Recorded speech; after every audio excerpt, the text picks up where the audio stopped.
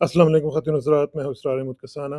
पाकिस्तान का सियासी मंज़रनामा आप देख रहे हैं कि उसमें कुछ तो खून भी अब सिर्फ हमें नज़र आ रहा है, और जो पेशावर का धमाका हुआ है और इसमें बेपनाह जो खून बहा है, हर शख्स जो है वो खून के आंसू रो रहा है। और साथ साथ हम देख रहे हैं कि जो सियासी मंज़रनामा है उसमें भी खून की बातें हो रही हैं। इमरान खान साहब ने कहा है कि मुझे कत्ल करने का मंसूबा बना लिया गया है, और जरदारी साहब को उन्होंने नाम ले दिया है। ये सारा जो मंज़रनामा है इसके ऊपर गुफ्तगू करेंगे, और आज हमारे साथ बहुत ही पर्टिनेंट पर्सनैलिटी मौजूद हैं, और ख़ास तौर पे उनके साथ एक बड़े अरसे के बाद गुफ्तगू हो रही है, क्योंकि रजीम चेंज ऑपरेशन के दौरान उनसे मेरी बातचीत नहीं हुई थी। तो मैंने सोचा कि आज जो मैंने उनसे बातें करनी है वो मैं आपके साथ भी चूँकि शेयर करना चाहता था, तो मैंने उनसे ज़हमत के लिए कहा। तो उन्होंने कहा जी कि मैं आज हाज़िर हूँ और मेरे पास टाइम भी है, तो मैं अब कर लेता हूँ। तो मेरे साथ मौजूद हैं जनाब हारून रशीद साहब। हारून भाई अस्सलाम वालेकुम जी। वालेकुम अस्सलाम वरहमतुल्लाह। हारून भाई बहुत बहुत शुक्रिया। मैं नाज़रीन को ये पहले बता दूं कि हारून भाई जो हैं वो आज मेरे साथ ऑडियो पे मौजूद हैं, वीडियो पे नहीं है, क्योंकि वीडियो अवेलेबल नहीं थी। तो मैंने सोचा कि मैं उनसे ज़रा आज ऑडियो पे ही बात कर लेता हूं, और हम बात सुननी होती है ना, तो हमने वो आज सुन लेंगे इंशाल्लाह। और हारून भाई सबसे पहले तो ये है कि आपका शुक्रिया बहुत बहुत, आपने टाइम निकाला। मुझे पता है आप बहुत बिजी होते हैं आजकल। और साथ साथ ये मुझे बताएं कि ये जो रजीम चेंज ऑपरेशन के बाद क्या फीलिंग्स हैं आपकी? क्या आपकी भी वही फीलिंग्स हैं जो 90% 95% ऑफ पाकिस्तानीज़ की और ओवरसीज़ पाकिस्तानीज़ की ख़ास तौर पे हैं, या आप कुछ और तरह सोच रहे हैं, कुछ हमसे आगे बढ़ के सोच रहे हैं?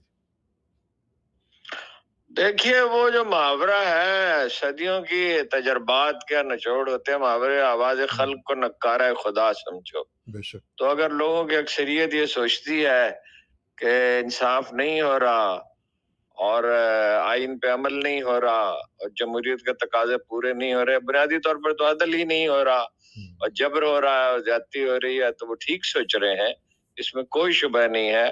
उसके अवामल क्या है, ये एक बहस है कि कौन कितना जिम्मेदार है। लेकिन ये जो भी हम सूरत हाल देख रहे हैं, ये पहले इमरान खान के दौरे हुकूमत में इस तरह का खून रेज़ी का सिलसिला नहीं हो रहा था, इस तरह की दहशत गर्दी के वाक़यात नहीं हो रहे थे। अब हम पिछले चंद हफ़्तों से देख रहे हैं कि ये सिलसिला बहुत बढ़ गया है, और अब ये जो पेशावर वाला हुआ है सिलसिला, ये तो बहुत ही शदीद किस्म का अटैक हुआ है। इसको आप किस तरह देख रहे हैं जी?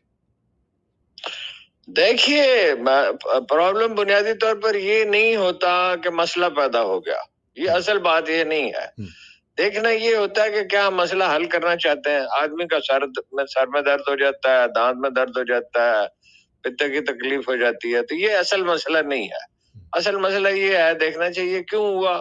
ये तो खैर बात की बात होती है, ये देखना चाहिए इसका फौरी इलाज क्या है। सर दर्द है तो उसका इलाज ये है, और पित्त में दर्द हो रहा है तो उसका इलाज ये है, और दांत में दर्द है तो उसका इलाज ये है कि अपना लौंग का तेल उस पर लगाया जाए। अगर अप्रोच ठीक नहीं है, हेल्दी नहीं है, तो प्रॉब्लम जो है संगीन होता चला जाता है। शुगर का मरीज अंगूठे के जख्म से मर जाता है। हालांकि शुगर के मरीज जो है वो 50 साल जिंदा रहते हैं और मामूल की जिंदगी गुजारते हैं। स्टीफन हाकिन जो है वो तो बिल्कुल ही माजूर था, इसके बावजूद अपनी सदी का सबसे बड़ा साइंसदानों से समझा जाता है।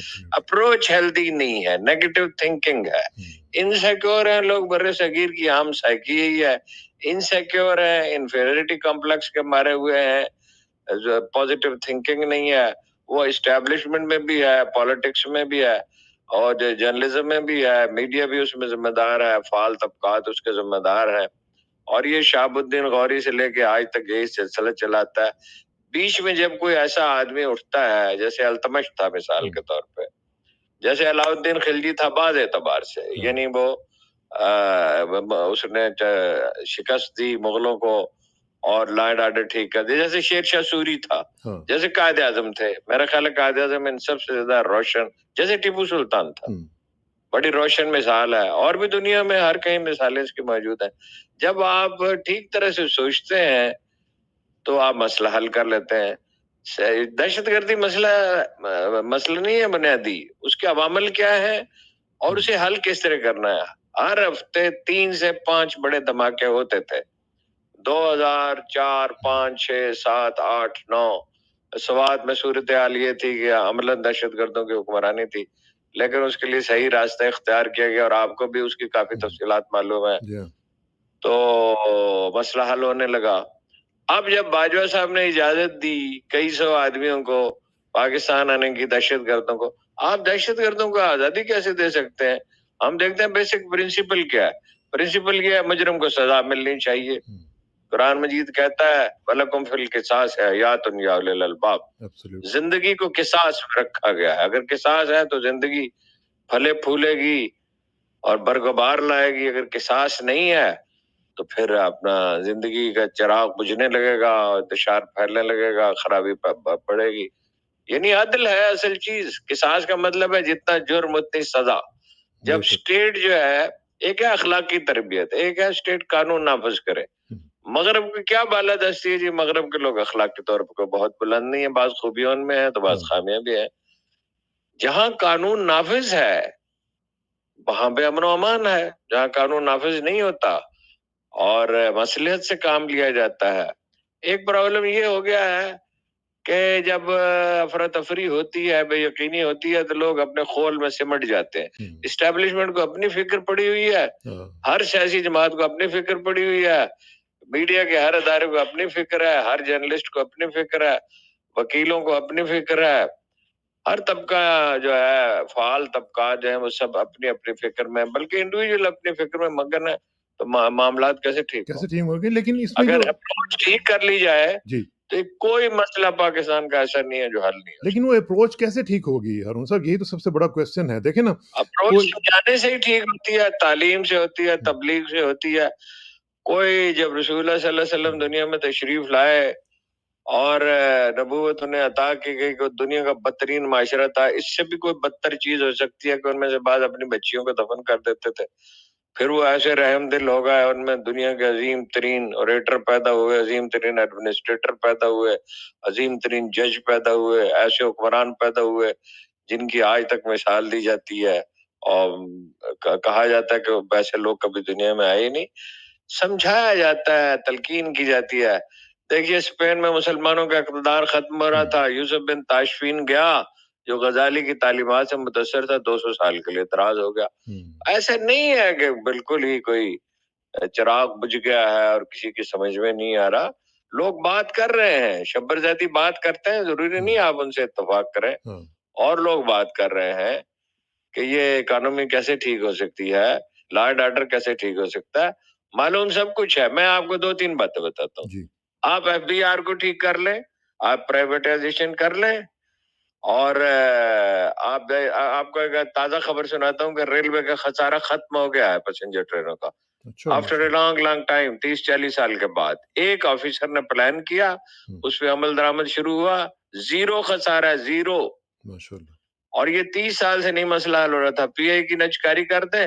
اسٹیل مل میں اس 6 مہینے میں 67 بلین کا لاس ہوا ہے. پی آئی اے میں بھی 67 کا پورے سال کا، اس کا 6 مہینے کا ہے.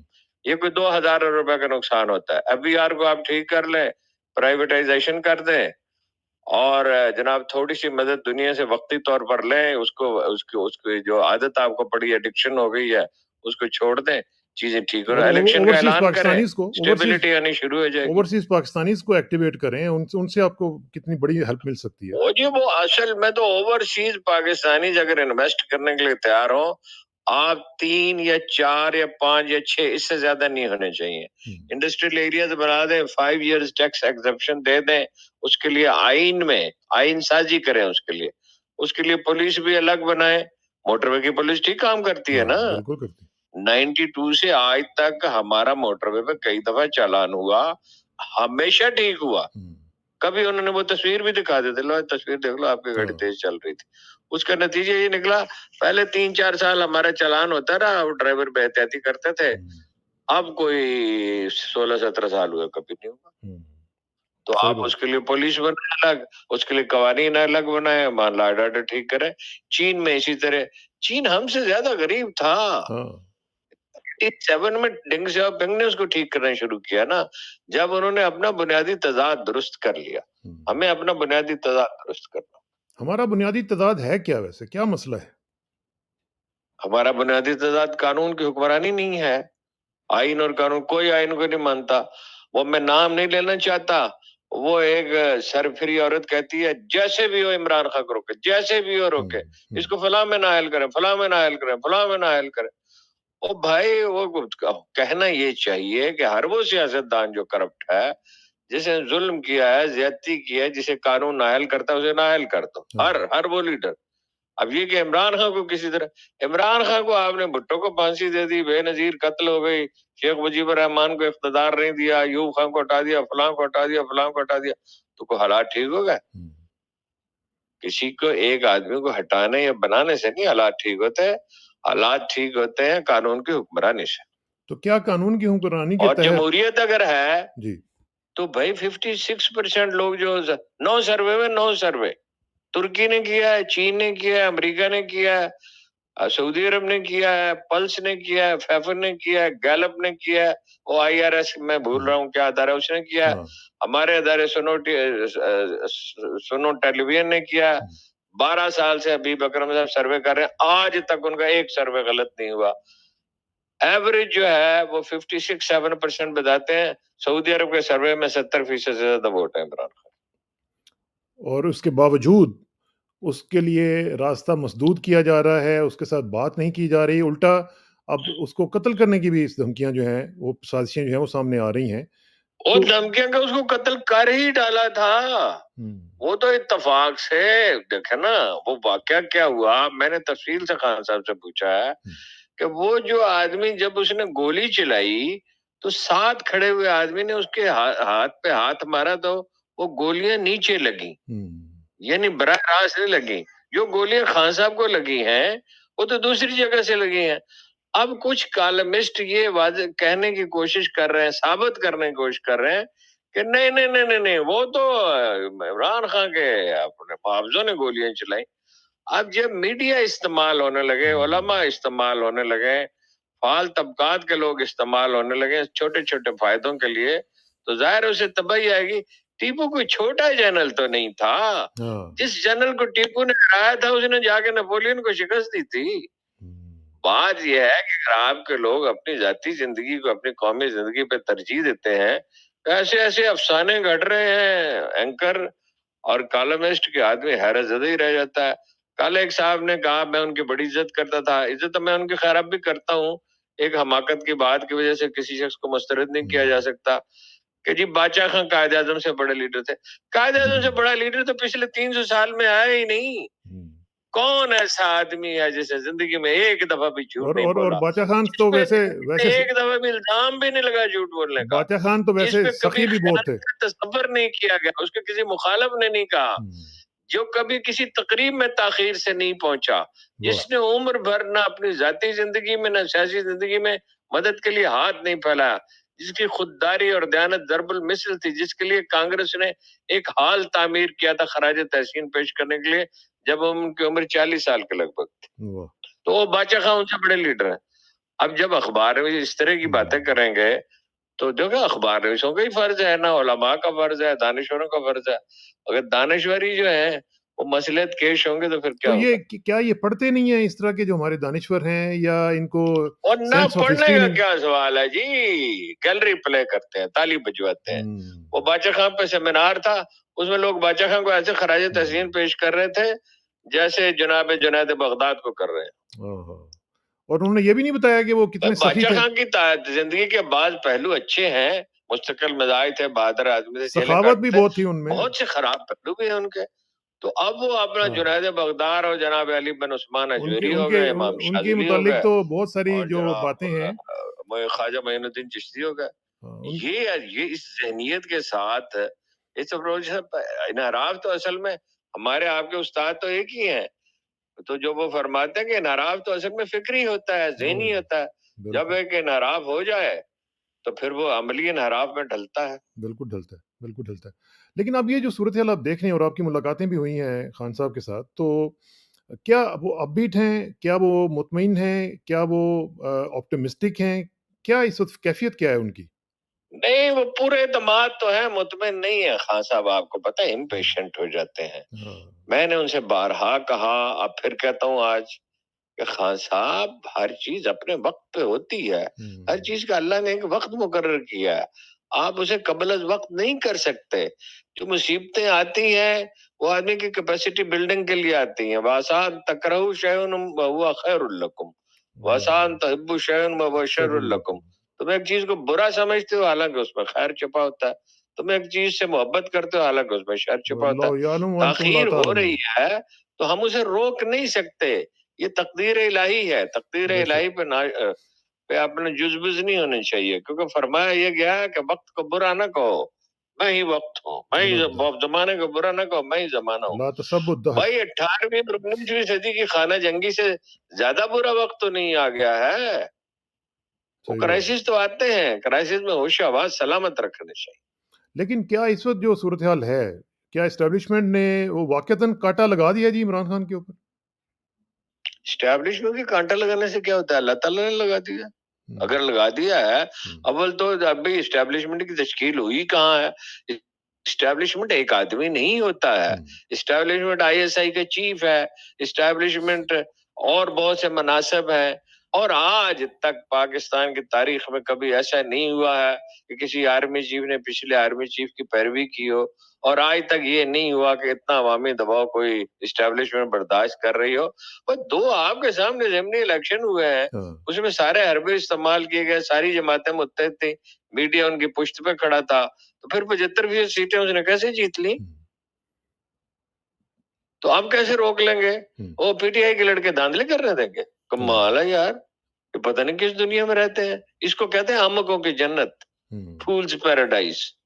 عمران خان کو آپ ہرا نہیں سکتے. رہ گئی اس کی زندگی تو موت تو اللہ کے ہاتھ میں ہے. اس دن دونوں نے اس کو مار ہی ڈالا تھا، تو پھر وہ کیسے بچ گیا؟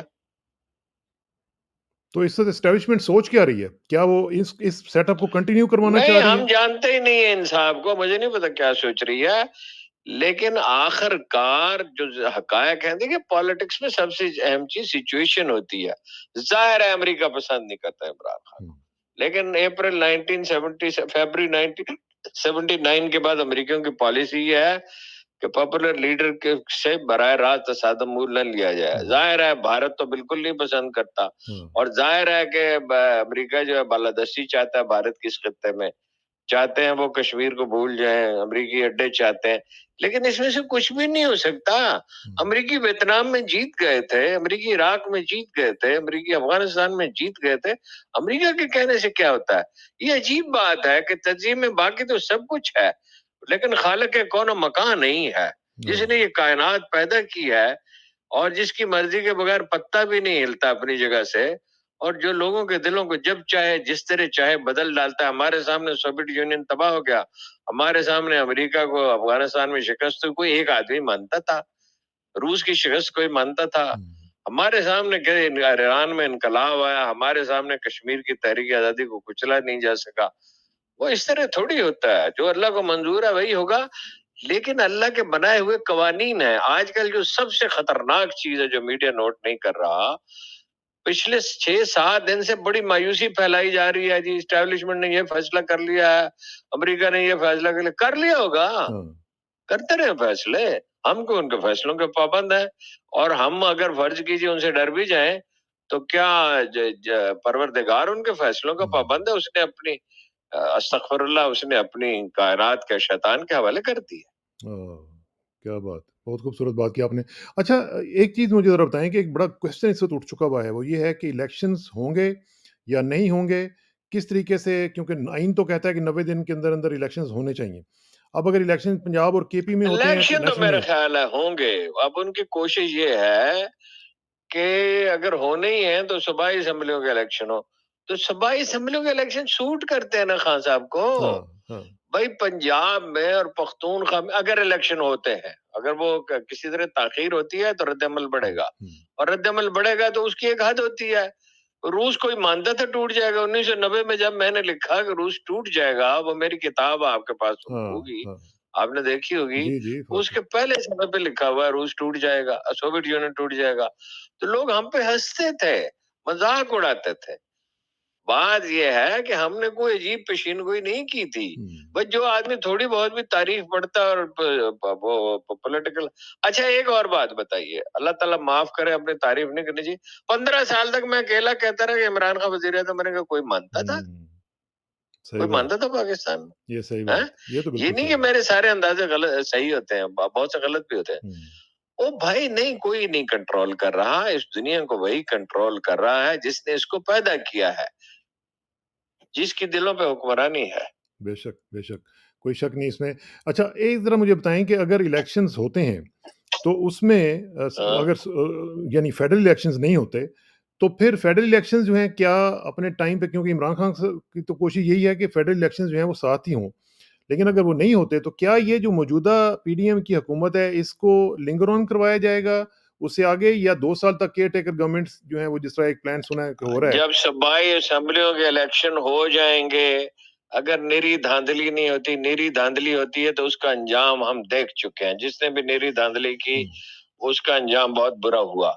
अगर निरी धांधली नहीं होती, ये लोग गलत कर रहे हैं, 2/3 मेजोरिटी, उसको 3/4 मेजोरिटी पहले दोनों दफा मिली है, हुँ, अब भी 3/4 मेजोरिटी मिल जाएगी उसको। अच्छा, तो ये अगर वो सही फैसले करे, मसलन मिसाल के तौर पर मैं अगर उसकी जगह हूं, तो कुछ प्राइस देनी भी पड़े तो जमात इस्लामी के साथ अलायंस कर लेना चाहिए। तो हुँ, वाहिद पार्टी है जो हुँ, उससे अलायंस कर सकती है। कराची में भी कर लेना चाहिए। एक ये एक तजवीज हो सकती है, मतलब मैं कोई जी, हतमी बात नहीं कर रहा। हुँ, हलीफ ढूंढने चाहिए। एक उन्होंने काम ये किया है कि 14 नाराज लीडरों को, जिसमें अपना बख्तियार कसूरी थे, अहमद खान थे, तस्नीम नूरानी थे, उन सबको बुलाया है और उनसे मुकम्मल मसालियत करके ये भी कहा मैं एक इंसान हूँ, मुझसे भी गलतियां हो सकती हैं, हाँ, हाँ, मुझसे भी बात कोताहियां हुई हैं, तो इस बात किस्से को छोड़े। अब वो उसके साथ काम कर रहे हैं। इसी तरह 14 एक रुकनी कमेटी बनाई है, इकोनॉमी पे वो काम कर रही है, कुछ और चीजों पे तवज्जो दे।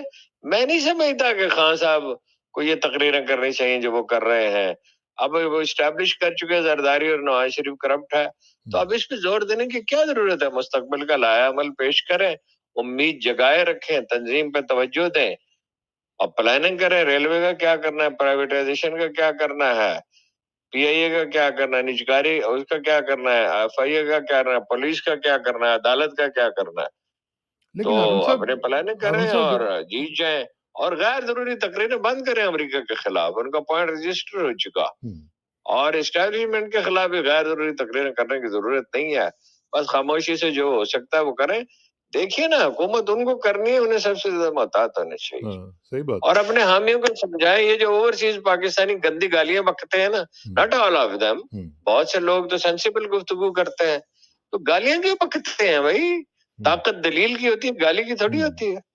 सही बात। लेकिन लेकिन जब वो देखते हैं कि वहाँ पे जो ह्यूमन राइट्स की जो इस वक़्त सिचुएशन बनी हुई है, अभी आप फवाद चौधरी को ही देख लेना, कैसे लोगों को मारा जा रहा है, कैसे लोगों को उठाया जा रहा है, कैसे लोगों को अदालतों में नहीं पेश किया जा रहा और ऊपर कपड़े डाल के किया जा रहा है। तो ये भी तो ह्यूमन राइट्स का एक मसला बना हुआ है ना, जिसकी वजह से सारे लोग जो हैं वो इस वक़्त परेशान हैं। आप आपके समेत सब लोग तो परेशान हैं। परेशान आदमी को गाली देने की बजाय मसले का हल तलाश करना चाहिए ना। हुँ, मुसीबत में घबराहट तो एक दूसरी मुसीबत है। हाँ, एक मुसीबत तो पहले है, एक मुसीबत उस पे और जमा कर ले। हुँ, ये कौन सी दानाई है? हम लोग भी तो आखिर ये सब बर्दाश्त कर रहे हैं। जाहिर है हम पे दबाव भी आता है, जाहिर है हमारी जॉब्स भी खतरे में पड़ती हैं। कई अखबार में इस मुल्क छोड़ गए, एक शहीद हो गया, तो हाँ, वहां तो कई सिंध में तो कई अखबार में से कत्ल हो गया। बहुत, लेकिन अब हम गालियां बकते हैं, हम हुँ, अपनी दलील देते हैं ना। हाँ, सही बात। तो अच्छा ये मुझे तो मैं आपसे जैसे पहले बात कर रहा था, 2-3 महीने के बाद 55 साल पूरे हो जाएंगे, तो मुझ माशाल्लाह। पर तो कभी कोई मुकदमा नहीं हुआ, किसी ने किया तो खुद ही वापस ले लिया। ओ भैया माशा आप दलील देना, हालांकि हाँ, मैं तो बहुत सख्त गुफ्तगू करता हूँ। हाँ, आप दलील देना, धमकी क्यों देते हैं, हुँ, गाली क्यों देते हैं? कभी धमकी से और गाली से भी कोई दुनिया में कामयाब हुआ है? दलील दें और डट के खड़े रहें उस पे। कायदे आजम ने कभी किसको गाली दी हुँ, थी? कायदे आजम को जिसने काफिर आजम कहा था उसका जिक्र नहीं किया। वाह! उसके काफिर आजम कहने के बाद कई बरस वो जिंदा रहे और वो लोग भी मोहतात थे, उनसे जिक्र ही नहीं करते थे। क्या और अगर बात! कभी किसी ने किया होगा तो उन्होंने मेंशन करने के काबिल भी नहीं समझा उसको। वाह, वाह! अच्छा, ये मुझे ज़रा बताएँ कि ये जो इतनी अच्छी-अच्छी बातें हैं, ये आप आजकल खान साहब के पास जाके क्यों नहीं बताते? आजकल कितनी मुलाकातें हुई हैं अभी आपकी रिसेंटली? आप उनको नहीं, वो देखे ना, खान साहब तो हर वक्त मसरूफ आदमी है। एक तो वो मसरूफ है, हुँ, एक जख्मी है, एक उनके पार्टी के मामलात हैं, हुँ, कोई मसाइल है। मुझे अपना काम करना होता है। मैं हर वक्त तो नहीं, मैं टीवी पे जो कुछ कहता हूँ वो बात चीजें उन तक पहुंचती रहती हुँ, हैं। اگر کسی چیز کو وہ پسند کرتے ہیں، لیکن وہ خان صاحب کا بھی تو ایک مسئلہ ہے نا، ہر لیڈر کی طرح وہ بھی خوش آمدیوں میں گھرے رہتے ہیں. ہم ایک ہفتہ مشقت کرتے ہیں کسی آئیڈیا پہ، وہ خوش آمدی جا کے کہہ دیتے ہیں یہ ٹھیک نہیں ہے. ہاں جی، یہ تو مسئلہ وہ ہے. پارٹی میں اوپر ان لوگوں کو لائیں. دیکھیے نا، ثانی نشتر کو وہ لائے، یس 9 لاکھ غیر مستحق لوگوں کو اس نے بے نظیر انکم سپورٹ پروگرام پہ سے نکال دیا. ابھی میں نے اس کا حساب کیا، ابھی تھوڑی دیر پہلے 50 ارب روپے سالانہ بچنے لگے. تو ایک ثانیہ نشتری تو نہیں ہے نا، دیانتدار اور اپنا یعنی سوجھ بوجھ اور حکمت اور دانش رکھنے والی اور ماڈرن اس طرح کے اور لوگ تلاش کریں. انہوں نے کیا امر کہانی جمع کیے ہوئے، امر کہانی کو تو 1 لاکھ روپے کی ڈیپوٹیشن ہو سکتی ہے. یہ کیا مخلوق انہوں نے جمع کی ہوئی. خوش آمدیوں سے جان چھڑائیں. اچھا یہ ذرا اکانومی کی پہ ذرا مجھے بتائیں ہارون بھائی، یہ جو ہم دیکھ رہے ہیں اس وقت صورتحال، اس میں تو ڈالر جو ہے وہ تھمنے کا نام نہیں لے رہا، اور اسحاق ڈار صاحب تو بڑے دعوے کر کے آئے تھے. اب کدھر جا رہا ہے ڈالر اور کدھر جا رہی ہے اکانومی ہماری؟ یہ تو بالکل ہی ہم لوگ بالکل گروی رکھ دیں گے سب کچھ اپنا، خدا نہ خواستہ. دیکھیے بات یہ ہے، فوری طور پہ پرائیویٹائزیشن کرنی چاہیے، یہ پیٹرول کی راشننگ کرنی چاہیے، حج اور عمرہ جو ہے اس کو وقتی طور پہ محدود کر دینا چاہیے. جو لوگ بہت حج کر چکے ہیں، بہت عمرے کر چکے ہیں، وہ نہ کریں، یا ضرورت مندوں کی مدد کریں، اتنا ہی بڑا ثواب ہے. علماء کو یہ کام کرنے چاہیے. اور دوسری، جہاں جہاں بچت ہو سکتی ہے وہاں بچت کرنی چاہیے. فوج میں بھی بچت ہو سکتی ہے. ہنگامی طور پہ جب بھی کوئی سیلاب آیا ہے، زلزلہ آیا، تو فوج نے اپنے اس میں سے راشن میں سے بھی، اپنی تنخواہوں میں سے بھی سیکریفائز کیا ہے. یہ وقتی طور پر ہوگا. اسی طرح جہاں جہاں سادگی ممکن ہے، یہ بڑی 50 آدمی کا وفد لے کے گئے جنیوا، کس لیے؟ ایوب خان 4 آدمیوں کو لے کے گئے تھے جب امریکہ گئے تھے، اور امبیسی میں ٹھہرے تھے. جہاں جہاں کفایت شاری ممکن ہے وہاں وہاں کفایت شاری کریں. اور لانگ ٹرم پر باقی ہے، لانگ ٹرم زراعت کو جدید کرنا ہے، آئی ٹی میں انویسٹمنٹ کرنی ہے، انڈسٹری میں انویسٹمنٹ کرنی ہے، تعلیم کو بہتر بنانا ہے. اس کے لیے پیسوں کی ضرورت نہیں ہے، یعنی اس کے لیے ڈسپلن بہتر کریں. اور غیر ضروری جو اشیاء تعیش ہے، $1 بلین کی کاریں درآمد کی، اس کا کیا مطلب ہے؟ حکومت برطانیہ کے پاس 45 کاریں ہیں منسٹروں کے لیے اور سٹاف کے لیے، سینئر افسروں کے لیے. حکومت سندھ کے پاس 25,000 کاریں ہیں.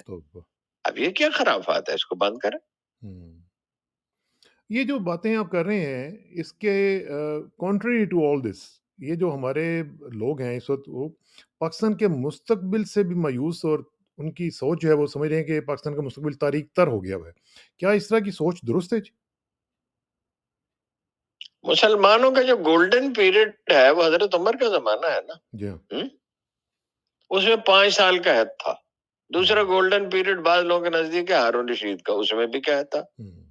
یعنی مشکل وقت تو آتے ہیں. جاپان کی کیا حالت تھی عالمگیر جنگ کے بعد؟ جرمنی کی کیا حالت تھی؟ برطانیہ کی کیا حالت تھی؟ جنوبی کوریا کی کیا حالت تھی؟ دنیا اجڑی پڑی تھی. آپ اٹھ کر $200 ملین پاکستان نے بھیجے تھے جرمنی کو. بات یہ ہے کہ مشکلات جو ہے وہ نہیں تباہ کرتے ہیں، تباہ کم ہمتی تباہ کرتی ہے. یہ جو مایوسی پھیل رہی ہے، یہ جتنے لوگ مایوسی پھیلا رہے ہیں، یہ ملک کے ساتھ دشمنی کر رہے ہیں. میں نہیں کہتا دانستہ کر رہے ہیں. مایوسی کا کیا مطلب ہے؟ ایک آدمی کی صحت خراب ہے، وہ پرہیز کرے، وہ دوائی ٹھیک ہے. اور ملک کو لمیٹڈ کمپنیاں ہوتے ہیں جو دیوالیہ ہو جائیں. اور فرض کیجیے، اللہ نہ کرے، اللہ نہ کرے، میں نہیں سمجھتا پاکستان دیوالیہ ہوگا، لیکن فرض کرے دیوالیہ ہو جائے، تو کیا سری لنکا دنیا کے نقشے سے مٹ گیا ہے؟ وہ امپروو ہونے شروع ہو گیا. یونان میں یہی صورتحال تھی. وہ ترکی میں انفلیشن 100% ہے. یہ رات میں نے پتہ کیا، پہلے 80% تھی. ترکی سروائیو کر رہا ہے نا، ہم بھی سروائیو کر رہے ہیں. چین نے غلامی کی ایک پوری صدی میں اور بھوک کے 50 برسوں میں سروائیو کیا ہے نا. 80 سے 81 میں ان کی اوسط انکم پاکستان کے اوسط انکم سے آدھی سے بھی کم تھی. ان کی $180 تھی، ہماری $380 تھی. تو یہ جو آئی ایم ایف کا جو وفد آیا ہوا ہے، آئی ایم ایف کا وفد جو ہے وہ کیا ہم سے لے کے جائے گا جی؟ ایک دیکھیے ٹریجڈی ہے لیک آف ڈیسیژن. آپ اگر گھر میں کھانا پکنا ہے، مہمان آئے ہوئے ہیں، اور آپ کے پاس وسائل کم ہیں تو آپ یہ کر سکتے ہیں کہ جو کچھ ہے وہ پکا ڈالیں اور انہیں کھلا دیں اور اپنے بچوں کو بھی کھلا دیں. ایک یہ ہے کہ آپ بیٹھے پلاننگ کرتے رہیں کہ کہیں سے جناب پیسے ادھار لیے جائیں اور بہت عمدہ کھانا کھلایا جائے. جو حقائق ہے ان کا سامنا کرنا چاہیے. جو صورتحال ہے اس کو تسلیم کر لیا جائے. 6 مہینے عمران خان صاحب نے بھی ضائع کیے تھے, اسد عمر کے حوالے کر دیا. اسد عمر صاحب اچھے آدمی ہیں لیکن وہ غلط سمجھ رہے تھے کہ آئی ایم ایف کے بغیر ہم مینج کر لیں گے. اسی طرح یہ 6 مہینے انہوں نے بھی ضائع کر دیے ہیں, اس سے زیادہ ضائع کر دیے ہیں. بھائی آئی ایم ایف سے معاہدہ کیے بغیر آپ کو سعودی عرب پیسے نہیں دے گا, یو اے نہیں دے گا, چین نہیں دے گا, کیونکہ وہ فورم ہے جو سرٹیفائی کرتا ہے کہ بھائی یہ پیسے واپس کرنے کے قابل ہوں گے. تو باقی ہماری ماضی کی غلطی ہے, اس سے سبق سیکھیں. اصل میں تو اکانومی جیسے انڈیویجول کی ہوتی ہے, خاندان کی ہوتی ہے, ایسے ملک کی ہوتی ہے. آپ کی آمدن آپ کے اخراجات سے زیادہ ہونی چاہیے, آپ کے اخراجات زیادہ نہیں ہونے چاہیے. یہ جو ہمارا سودگی کا طرز زندگی ہے, ہوٹل بھرے ہوئے ہیں جہاں خاندان کے خاندان, لاکھوں خاندان رات کو ہوٹلوں میں کھانے کھاتے ہیں. بھائی لوگوں کو یہ بتایا جائے یہ اسراف کا وقت نہیں ہے, یہ بچت کا وقت ہے. 2 کروڑ خاندان, 2 کروڑ آدمی سیلاب سے متاثر ہوئے ہیں. تو یہ خدا کا شکر ہے, قوت ہے, الخدمت ہے, وہ کراچی کے لوگ ہیں, چیپا ہے, لوگ مدد کر رہے ہیں, خدا کا شکر ہے, لوگ بھوک سے نہیں مر رہے. تو تو ہمارا جو پاکستانی ایٹمی معاشرے پروگرام میں ہے, بڑی جان ہے, اس کو موٹیویٹ کیا جائے. الٹا مایوسی پھیلا رہے ہیں, کچھ نہیں ہو سکتا, کچھ نہیں ہو سکتا. کیوں نہیں ہو سکتا؟ ایک اوورسیز پاکستانی جیسے آپ ہیں, فرض کیجئے اگر آپ کی آمدن ہے, اللہ تعالیٰ نے اصول متعین کر دیا ہے, اتنی مدد کرو دوسروں کی کہ تم تعصب کا بعد میں شکار نہ ہو جاؤ. صحیح بات. تو ایک خاندان کی ذمہ داری لے لیں, 10,000 روپے میں ایک خاندان سروائیو تو کر سکتا ہے. ہر سمندر پار اور ہر خوشحال پاکستانی بھی اللہ کے رسول نے جو طریقہ بتا دیا اس پہ عمل کرے. مواخات کا طریقہ ہے, ہر آدمی ایک خاندان کی ذمہ داری لے لے, کوئی 2 کے لے سکتے ہیں. لاہور کا ہم نے جائزہ لیا, ہارون خواجہ صاحب نے, صرف 9 کروڑ روپے چاہیے ماہانہ تمام لوگوں کو کھانا کھلانے کے لیے. وہ سارے لوگ تو بھوکے نہیں ہیں, تو وہ اس کے لیے 300 آدمی چاہیے. یعنی ایک آدمی 1 کی ذمہ داری لے لے, ایک 10 کی لے لے, کچھ لوگ جو ہیں وہ 50 کی ذمہ داری لے لیں, کچھ 100 کی ذمہ داری لے لیں. یعنی 30,000 روپے ماہانہ سے لے کے تو 15 لاکھ روپے ماہانہ تک لوگ ڈونیشن دے سکتے ہیں, جو جتنا دے سکتا ہو. تو کوئی مسئلہ نہیں ہے. حضرت عمر کے 5 سال کے قید میں سروائیو کر گیا, ہارون رشید کے زمانے میں قید میں سروائیو کر گیا, تو اب کیوں نہیں کر سکتے جی؟ یہ کیا بات ہوئی جی؟ چلیں اسی آپٹمسٹک نوٹ کے اوپر آپ کا بہت بہت شکریہ ہارون بھائی. اللہ کرے کہ جو آپ نے آپٹمزم شو کیا ہے اس کو ہم پریکٹیکلی ہوتا ہوا بھی دیکھیں, اور پاکستان کو optimism is the only option, مایوسی کوئی آپشن ہی نہیں ہے. مایوسی کوئی آپشن نہیں ہے. بہت بہت شکریہ. انشاءاللہ آپ سے رابطہ رہے گا, دعاؤں میں یاد رکھیے گا, اور جلدی آپ سے ملاقات ہوگی جی. Thank you very much.